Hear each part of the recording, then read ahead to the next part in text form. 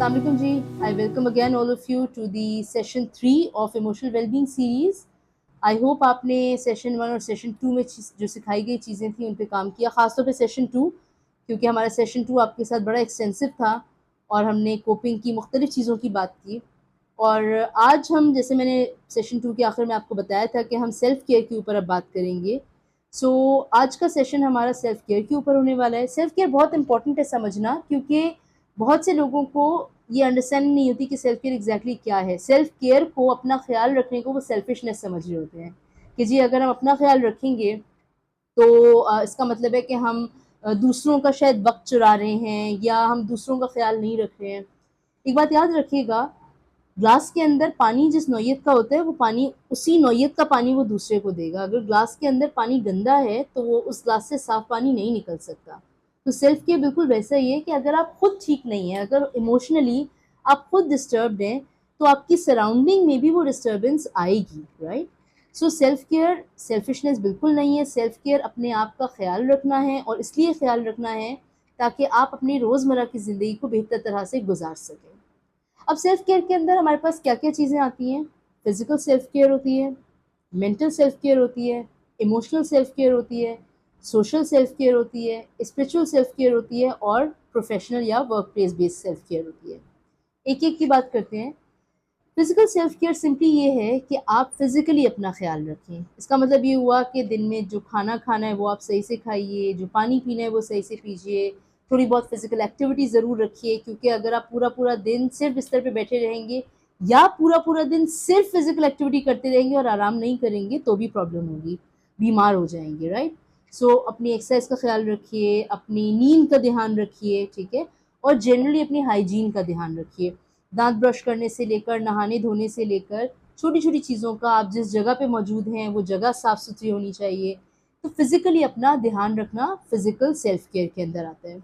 फिर mental self care के अंदर क्या-क्या चीज़ आती है कि आप अपने ज़हन का ध्यान रखें और आप अपने आप को स्टिम्युलेट करते रहें, यानी ज़हनी तौर पे आपका ज़हन अच्छी चीज़ों की तरफ मुतवज्जा रहे और स्टिम्युलेट होता रहे। इसके अंदर कुछ चीज़ें तो हमने कोपिंग के अंदर ऑलरेडी कवर की हुई हैं कि आप कोई किताब पढ़ सकते हैं, आप जर्नलिंग कर सकते हैं, यानी रोज़ाना अपनी डायरी राइटिंग कर सकते हैं, आप पज़ल्स बना सकते हैं। बहुत से लोगों को फ़ोन पे खेलने की आदत होती है, बिल्कुल खेलिए, मगर माइंडलेस गेम्स की बजाय कुछ पज़ल्स वाले गेम्स कर सकते हैं, जिससे आपको आपका ज़हन ज़रा एक्टिव हो। फिर आती है emotional self care. Emotional self care का मतलब है कि आप जिस तरह से अपने जिस्म का ध्यान रख रहे हैं, उसी तरह से अपने इमोशंस का भी ध्यान रखिए, ठीक है? और इमोशंस का ध्यान रखने के लिए कभी-कभी हम नेगेटिव इमोशंस को लेके बैठे हुए होते हैं। अपने आप को माफ़ कीजिए, दूसरों को माफ़ कीजिए, अवेयर रहिए कि आपको क्या इमोशंस आ रहे हैं, उन इमोशंस के बारे में आप क्या कर सकते हैं। लोगों से सपोर्ट लीजिए, ठीक है? सपोर्ट ग्रुप्स का, ऐसे लोगों से बातचीत कीजिए जो आपके जज़्बात को समझ सकते हों। सो इमोशनल सपोर्ट आप रखिए और इमोशनल सेल्फ केयर का ध्यान रखिए। फिर आपके पास सोशल सेल्फ केयर होती है, यानी देखिए एज़ अ ह्यूमन बीइंग हम तमाम लोग सोशल एनिमल कहलाते हैं, ठीक है? हमें अल्लाह ताला ने बनाया ही इस तरह से है कि हम सोसाइटीज़ का हिस्सा हैं। अकेले रहना बहुत मुश्किल होता है।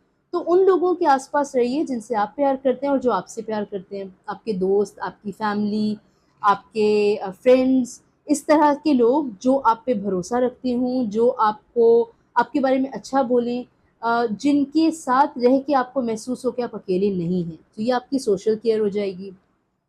इसके साथ स्पिरिचुअल सेल्फ केयर होती है।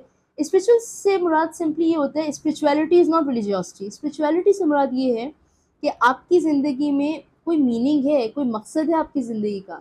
तो स्पिरिचुअल सेल्फ केयर में अपनी ज़िंदगी के मकसद को तलाश कीजिए, ठीक है? अ, आप प्रे कर सकते हैं, यानी दुआ माँग सकते हैं या कनेक्ट हो सकते हैं किसी भी लार्जर एंटिटी से जिसको आप मानते हों। आप कम्युनिटी का हिस्सा बन सकते हैं अगर आपको एक मीनिंग ऑफ लाइफ देखना है अपने लिए, बिकॉज़ एट टाइम्स हमारी ज़िंदगी का मकसद इस चीज़ में होता है कि हम लोगों की मदद करें, ठीक है?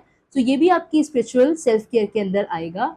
और अलोंग विद दैट आप ऐसी जगहों पे जा सकते हैं जहाँ पे आप नेचर का हिस्सा रहें। आस-पास अगर कोई ग्रीनरी मौजूद है या आपके अपने घर के अंदर आप एक छोटा-सा किचन गार्डन टाइप बना सकते हैं।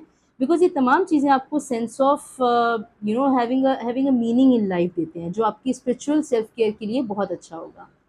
इसके बाद लास्ट जो हमारे पास सेल्फ केयर का डोमेन आता है, वो आता है प्रोफेशनल सेल्फ केयर। यानी आप अपनी वर्क प्लेस पे या प्रोफेशनली किस तरह से अपना ख्याल रख सकते हैं।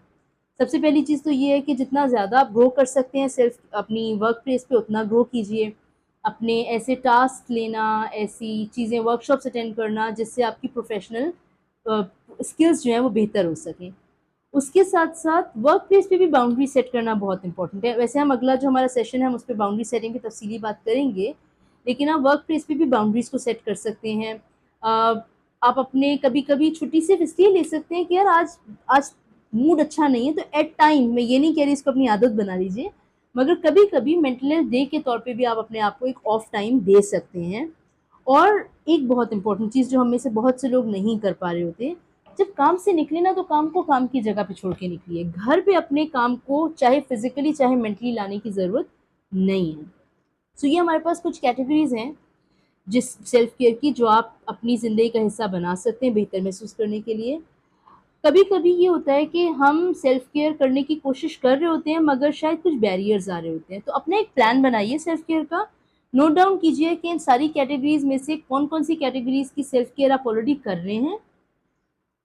अगर उसमें से कोई चीज़ आप नहीं कर रहे या कर रही तो क्यों नहीं कर रहे, और क्या किया जा सकता है उसके लिए, और अगर किसी सेल्फ केयर में कोई बैरियर आ रहा है तो वो कौन सा बैरियर है और उसको हम किस तरह हटा सकते हैं। सो आज का सेशन हमारा सेल्फ केयर के बारे में था। इंशाल्लाह अगले सेशन में हम बाउंड्रीज पे बात करेंगे, और अगेन जैसे मैं बार बार कह रही हूँ, होमवर्क्स और इस चीज़ों की प्रैक्टिस आपने करते रहना है ताकि आप लोग बेहतर महसूस कर सकें। इंशाल्लाह अगले सेशन में मुलाकात होती है।